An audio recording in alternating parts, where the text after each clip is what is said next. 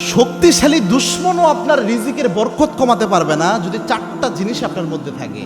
এই চারটা জিনিস এমন জরুরি জিনিস যে রিজিক যে আপনি আনেন, এই রিজিকের যে বরকত থাকে না, এই বরকত বাড়ানোর ক্ষেত্রে কাজে দেয়। এবং কি অনেকের রয়েছে দেখবেন অনেক টাকা ইনকাম করে কিন্তু বরকত নাই, বরকত না থাকার কারণে মাস শেষে টাকা খুঁজে পায় না। আবার অনেকে অনেক কম ইনকাম করে বাট তার রিজিকের মধ্যে বরকত রয়েছে, বরকত দিয়ে আল্লাহ ভরপুর করে দেয়, যার কারণে অল্পের মাধ্যমেও সে এত তৃপ্ত হয়, এত শান্তিময় রিল্যাক্সের জীবন পার করে, যেটা এর চেয়ে বেশি টাকা ইনকাম করেও কেউ পারে না। এর জন্য গুরুত্বপূর্ণ বিষয়। তার মধ্যে এক নাম্বার হচ্ছে যেই ব্যক্তিদের দান করার প্রবণতা আছে, অল্প পরিমাণে হলেও নিয়মিত দান করার প্রবণতা আছে, এই ধরনের ব্যক্তিদের রিজিকের বরকত কখনো নষ্ট হয় না। এটা হচ্ছে এক নাম্বার। কেননা আল্লাহর হাবিব সাল্লাল্লাহু আলাইহি ওয়াসাল্লাম জানিয়েছেন, যে ব্যক্তি দান করে সকালবেলায় দুইজন ফেরেশতা এসে তার জন্য আল্লাহর কাছে দোয়া করে, আল্লাহ এই ব্যক্তির রিজিকের মধ্যে আপনি বরকত দান করে দেন।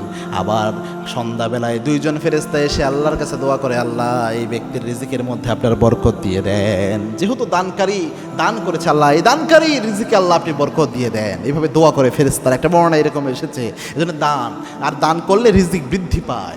দুই নাম্বার হচ্ছে যারা শুকরিয়া প্রবণ হয়, যতটুকু রিজিক আল্লাহ দিচ্ছে আল্লাহর শুকরিয়া আদায় করে, আলহামদুলিল্লাহ বলে।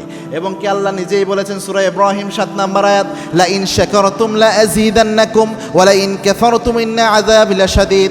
আল্লাহ বলেছেন যদি আমি আল্লাহর শুকরিয়া আদায় করো, লা ইন শাকারতুম লা আযীদান্নাকুম, if you grateful to almighty Allah সুবহানাহু ওয়া তাআলা, Allah will increase your ability. Allah তোমার সব নিয়ামত বাড়ায়া দিবে, শুধু শুকরিয়া আদায় করে দেখো। সুবহানাল্লাহি বিহামদি। আল্লাহর হাবিব সবচেয়ে বেশি শুকরগুজার ছিলেন, এজন্য সবচেয়ে বেশি নিয়ামত আল্লাহর হাবিব পেয়েছেন। সুবহানাল্লাহ।